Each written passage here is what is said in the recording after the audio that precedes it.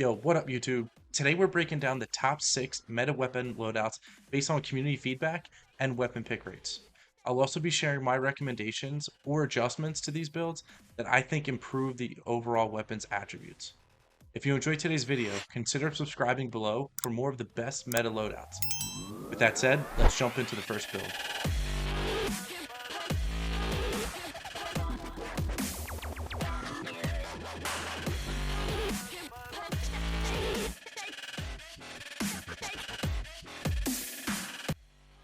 Alright guys, so here we go. We're breaking down the AMR9 community meta. So this is the gun that the majority of users are picking. This weapon has the highest weapon pick rate at over 8%. It's 8.62% to be specific. So this gun is being picked on the most out of any gun in Warzone.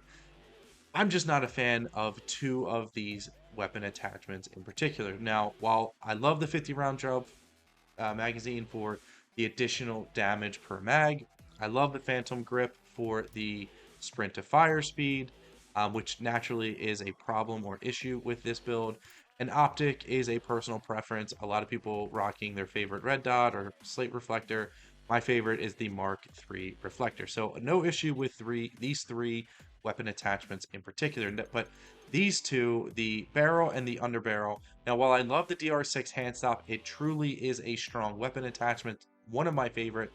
I use it on a lot of different builds because it does help out with, again, some of that sprint to fire and ADS, which is what this gun needs. However, I think there's another attachment that can perform or provide more. If you take a look at that once again, 10% and 8%, keep that in mind. We'll compare it to my build or my variation. And then this barrel, basically the concerns for this barrel are to, effectively remove damage range and bullet velocity. I don't think that's necessary. I think, again, I understand, I get what they're trying to do with this build to address the issue with the AMR9. However, I think we can get a similar sprint to fire speed while maintaining our effective damage range and bullet velocity. 500 is just very low. So I hate to reduce that personally. And then recoil is still higher than I would naturally like. I like my SMGs to be able to perform at multiple ranges. So, if you take this into the firing range, again, you can still move around, slide cancel. That first target not an issue, second target not an issue. This third target, it's a little bit more than I personally would like. Now, I'm not the best at this game, so I totally get it. There might be people out there who can control this recoil a little bit better than I can, but the reality is, for me in particular, I like to have my gun have a little bit more stability to it. So if we go ahead and we take a look at my version. Now, if you caught my other YouTube video, you would see this build, this variation broken down. And really some of the key callouts to this build, again, 3 out of the 5 attachments are similar. The 2 that are different are going to be, instead of the barrel and the underbarrel, we're going to have the muzzle and the stock. The Jack BFB providing this extremely strong 60, 20, 40 gun kick, horizontal and vertical recoil. So we're absolutely mitigating a lot of that recoil. And then instead of the hand stop, I like to rock this buffer tube. Now the buffer tube, again, 15% and 12%. Remember that 10 and 8. So here you've got a weapon attachment that's going to address the area of concern, which is handling and mobility on this gun, better than the hand stop. And then, so when you compare the community version of the AMR9 to my version, basically what you're going to find is no bullet drop off, no differences in bullet velocity, additional damage range, the additional recoil control, and a very similar sprint to fire. I think it's like a 17 millisecond difference. So truthfully, I don't think 17 milliseconds is worth the additional recoil and the less effective damage range. So for me, that's the give and take, and that's the compromise that I'm willing to make. So for me, it really comes down to those two attachments. And if you take a look at this build, again, you can still kind of move around and you still be quick, but the recoil is just so much easier for me to control.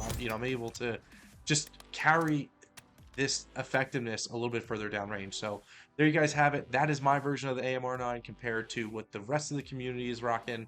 And let me know your thoughts down in the comments below. But with that, let's jump into the second build. All right, so here we go with the second gun in today's video. We've got the Palmiot 762, commonly known as the PKM. It's an LMG, and it is the second highest pick rate gun behind the AMR9 submachine gun. So truthfully, you might see the two of them in tandem as people's main loadout. So this build right here with these 5 attachments that I have on screen is technically what I would consider the best version for this gun, and this is the version that the majority of the community agrees with. Now, it all starts with this conversion kit, which is going to help out in various different ways.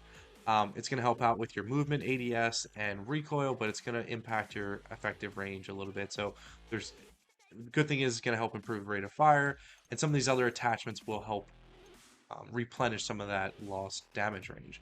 Now the stock here, we've got everything just set up to help with the recoil. As you can tell by the name, the D15 recoil reduction.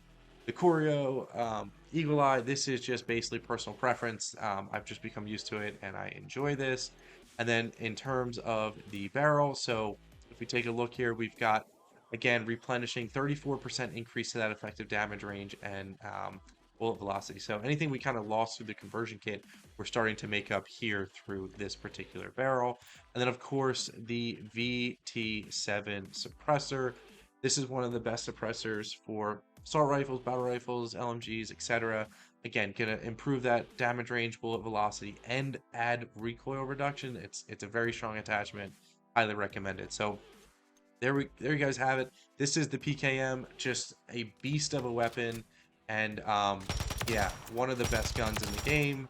And again, if you haven't already started to come across this or use this, one, you will, and two, I suggest you start using it because it is one of the best. All right, guys, so here we are with the HRM9 SMG community meta build, and this is the version of the build that the majority of users pick. It has a pick rate of about 7.7%, and overall, it's a very decent build. Things that I like about this build are the sprint to fire is only 88 milliseconds. That's very, very fast. So it just is a very fast, snappy gun. The ADS is about 220. So you're going to see my variation of the build's also going to have a very similar ADS speed. The recoil reduction on this version is about 18 to 20% reduction. My variations, thanks to the Jack BFB, are going to be much higher in terms of gun kick and vertical recoil. So this variation is pretty decent overall. I would say the thing is it's got a little bit of kick to it. Nothing too crazy, but yeah, I mean, I'm just missing my shots here. But yeah, I mean, overall, nothing too crazy. But if we go ahead and we take a comparison to mine, it just has a little bit more effective range, a little bit better recoil.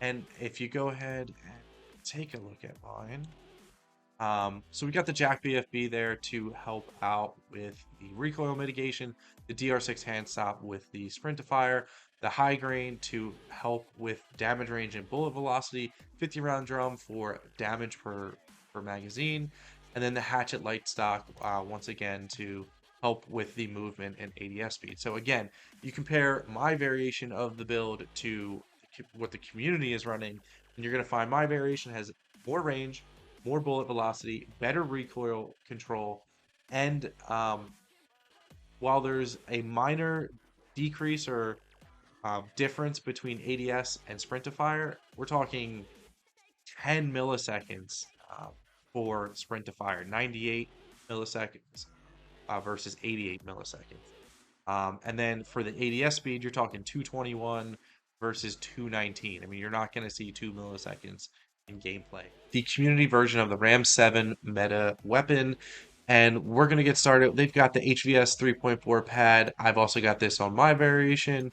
They've got the 60 round drum. I also have this on mine. the Bruin heavy support is also on mine. So these three are consistent across the build variations. The two differences are going to be in the barrel. So the XRX Core Mark 40 heavy barrel, that gives you additional damage and some recoil mitigation, which is great.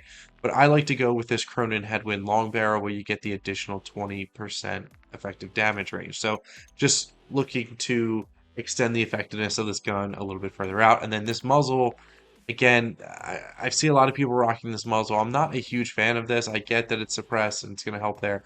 But again, reducing damage range, this 12% kind of offsets the barrel's 12%. So for me, I'm just not a huge fan of this.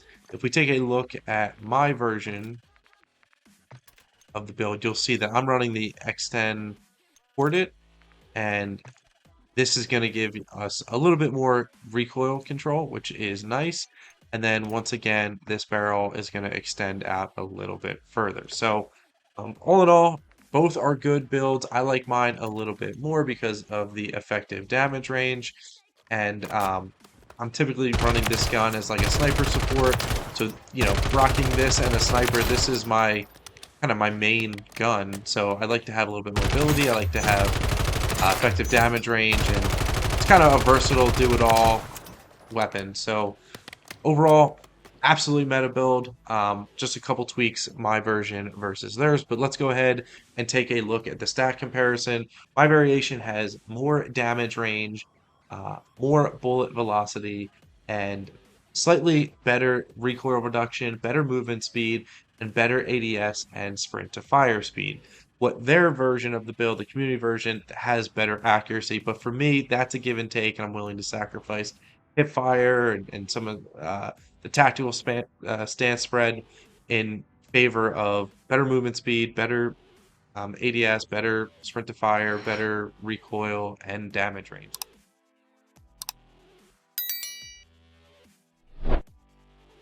All right, guys, so let's go ahead and take a look at the Cat AMR sniper rifle. Now, this is a one-shot sniper rifle, and my build matches the community build exactly. So the 5 attachments that myself and the rest of the community most of the time are running include the Zang 34 barrel, the Sonic Suppressor XL 50 cal high velocity, the quick bolt, and the tactical stock pad. Now, before this gun was nerfed, we were all kind of rocking these fire point rounds, and in particular, we were pushing these because of the insane bullet velocity that they were offering. Now, that has been nerfed, and really, the next best option is the 50 cal. So, you can see the Spire has 15 bullet velocity and a little bit of damage range.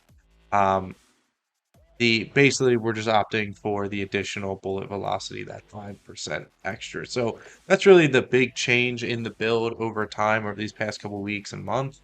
But let's go ahead and take a look at the stats overall. So what you're going to see is the effective damage range is almost 25% higher. The bullet velocity is at 50% higher. That is the key thing with this build. And then, of course, the rate of fire and the rechamber time are both increased, 38 and 28% respectively. And then the tactical stock pad, that adds an improvement to the ADS speed, specifically dropping that down to just over 700 milliseconds. So the final gun in today's video will be the Striker 9 SMG. Now, technically, this gun is part of the meta. However, my recommendation would be to use one of the other two SMGs that we spoke about earlier. This one I'm not usually using as much as the other two, but it's good to mix it up. There was a time when I used this as my main SMG, but since the other two emerged into the meta, they have taken kind of priority and precedence. But this is a fun build. This is the community version. I don't really have many similarities with this one, I'd say. I'd say the only thing I do have in that's similar or that carries over is the 50 round drum. So you can see here, this build that they have, it has more, it has effective damage range. It has an increase there. It has some recoil mitigation. It's a solid build. It's overall not a bad build. The Shadow Striker I think is a little bit of a waste. I mean, just going undetected, I'd want to go undetected and add something to it. So I would probably swap that out for if you wanted to stay suppressed with a different suppressor. I think I like this Edge BW for hand stop. You guys also know I like the DR6, so I think you can kind of choose between those two. But yeah, not really, don't have really any complaints with this variation. Um, Performs well, just I think my version is just slightly different. Um, and I think we're using a different barrel, first and foremost. I think we're using the Jack BFB, which mitigates more recoil. We've got the DR6 hand stop, which again you've seen on my other SMG builds. 50 round jump, which is consistent, and then the stock is different. They're using the Lockman series, whereas I'm kind of opting for the light stock. So um, taking this into, I guess, the firing range, let's go ahead and show you guys what the build looks like. I mean, there's like no recoil on this thing. It's just like a laser beam. And the mobility is there, and 50 round drum. It's slide canceling and everything. Just quick ADS, snappy, a fun build. Got some range to it. Um, so yeah, let's go ahead and compare the community version that everyone's rocking versus my tweaks here. Again, just 4 different attachments. The things that you'll find differently are mine. Similar damage and bullet velocity. Bullet velocity is nearly the same, almost 620 exactly. Um, Effective damage range, very similar. Again, 12 meter versus 12.6. Minimal damage range of my build is 40 versus their 42. So very similar damage range and effectiveness and bullet velocity. In terms of recoil control, theirs is significantly less than this one, specifically because of the Jack VFB. Now, in terms of movement speed and mobility, similar mobility overall. I mean, not too much of a difference. If the ADS speed is about 20, 19 milliseconds difference. Again, you're not really going to see 20 milliseconds in gameplay, I don't feel. Um, I think the additional recoil is worth 20 milliseconds. So, I think that just makes this build a little bit more versatile and allows you to engage in longer targets and longer opponents. So, yeah, I mean, I think if you look again at the sprint to fire speed, 106 from the community build to 109 for this build, I mean, that's nearly identical. So for me, I'll take the additional recoil benefits for similar ADS and similar sprint to fire and similar damage range and similar bullet velocity. So overall, it's just a difference in recoil control versus suppressed staying on the mini map and radar.